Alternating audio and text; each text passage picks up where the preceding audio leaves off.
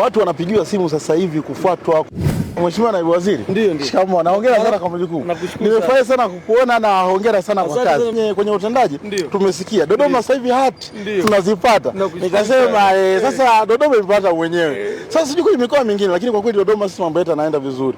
Kwa kweli tunakupongeza sana mheshimiwa, na mimi nakutakia kila la heri. Nini sasa ambako kimefanya iwe nzuri? No, yani issue iko hivi.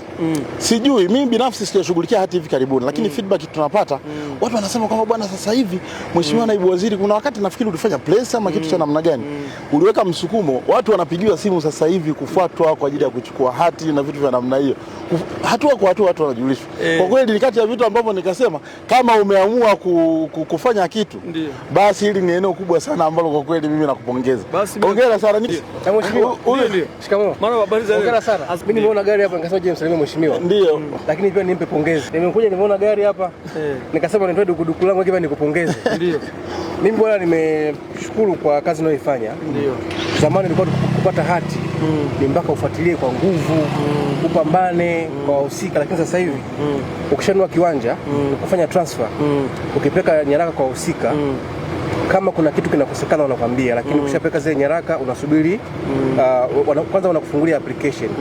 Ukishafungua ile application unakuwa unafanya follow up kwa njia ya mfumo, kwa njia ya mfumo.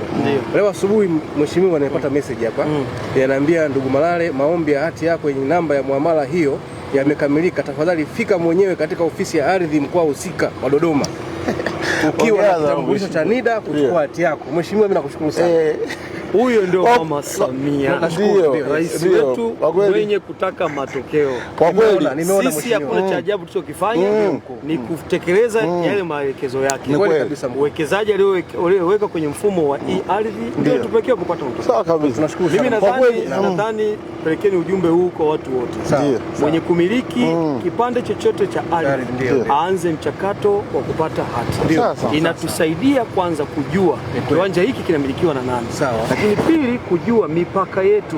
Hii inasaidia magomvi kati ya majirani, lakini pia inaondoa ule usumbufu wa kusema sawa. Kwa hiyo naombeni sana. Kwa kweli kwenye eneo hilo mmefanya vizuri sana. Mheshimiwa, mimi nakupongeza.